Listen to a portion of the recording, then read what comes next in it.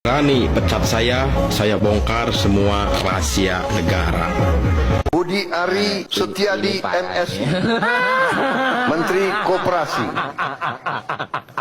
Ada orang di sini yang kebal, yang tidak patuh, tidak bekerja keras untuk bangsa dan negara dan rakyat.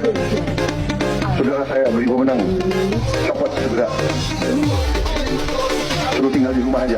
Bukan cuma soal duit haram doang. Ini udah jadi adu gengsi dua tokoh besar. Yang bikin kocak adalah namanya sama-sama Budi.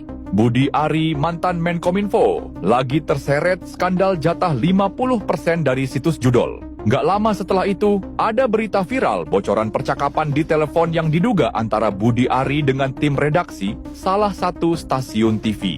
Ini Siton itu ditekan sama PDI Perjuangan. Itu kan kata dia 50%. Masih ditanya balik dong. Budi Gunawan. Oh, Budi Gunawan, BG.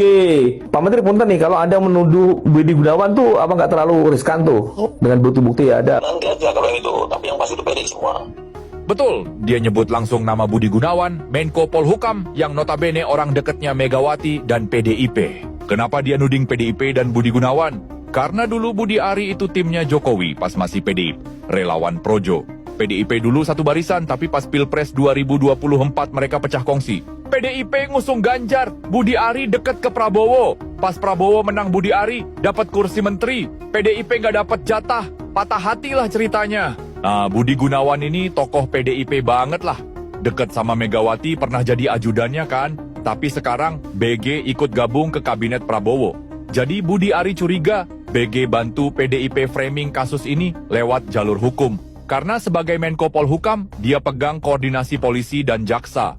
Ya, kira-kira begitulah hasil analisa gua terhadap perang orkestrasi para elit ini. Yang satu ngerasa dijebak, yang satu diem kayak lagi main catur politik. Seharusnya tuh yang bertanggung jawab Budi Ari. Kenapa? Karena Adi Kiswanto ini ternyata bukan sarjana. Diangkat menjadi pejabat, kata Budi Ari, kenapa Anda mengangkat orang yang bukan sarjana, kemudian menjadi tenaga ahli Anda, gitu. Kok ceroboh sekali, lalu menggunakan tempat kantor Anda untuk mengoperasikan perjudian. Jawabannya kan enteng aja tuh si Budi Ari. Oh, dia ngaku ahli IT, jadi saya pakai. Masa begitu cara ngangkat pejabat? Kan ada prosedurnya. Dia menteri padahal ya? Padahal dia menteri. Berarti dia harus bertanggung jawab. Dia mengangkat orang yang hanya karena mengaku ditempatkan di sesuatu lalu melakukan kejahatan. Setiadi ini datang ke sana niatannya untuk membangun konsorsium judol ke rumahnya Budi Ari. Nah, ketika itu juga, tapi ini Budi Ari pada akhirnya tidak setuju mungkin karena akhirnya Cen-Cen hilang. Nah, kemudian dia menyerahkan flash disk kepada Budi Ari, ini tolong diblokir nih situs-situs judol ini. Kenapa dia mau blokir kira-kira? Karena dia mau bikin satu. Nah, dia kompetitornya Ya, dia mau untuk bikin, dibunuh. Paham.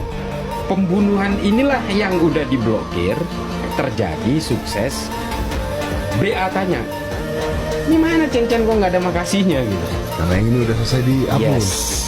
Yang ini diselamatkan. Yes. Iya. Kecuali kamu di pihak sana. Mau nanya terus, mau ini terus. Gitu loh. Gitu. Nggak perlu. Mau sosmed berapa juta pun nggak ada masalah. Saya udah diajarin sama Pak Jokowi. Diemin aja. Jaksa mengungkap, Budi Ari Setiadi secara aktif meminta 8 juta per situs judol. Bukan dari 1, 2, atau 100 situs. Jumlahnya 3.900 situs. Dan semua dibiarkan aktif selama dia menjabat sebagai Menkominfo. Tarifnya jelas, 8 juta per situs per bulan. Totalnya kurang lebih 31 miliar dan separuhnya langsung dialirkan ke Budi Ari. Uang haram, hasil merusak rakyat. Judol menghancurkan keluarga, menghisap habis gaji buruh, membuat anak muda bangkrut, dan ada pejabat yang malah ikut makan dari situ. Bayangkan, menteri yang seharusnya memblokir justru jadi penjaga. Kominfo dijadikan tameng, lalu dipakai untuk melindungi bisnis kotor. Negara dibajak dari dalam. Rakyat dibiarkan kecanduan dan hancur, selama aliran duit tetap lancar ke atas. Yang duduk di kursi empuk, ikut pesta dari penderitaan bawah. Ini bukan sekadar skandal, ini pengkhianatan terhadap negara. Dan kalau ini benar, Budi Ari bukan cuma gagal sebagai menteri, tapi ikut andil dalam merusak generasi bangsa.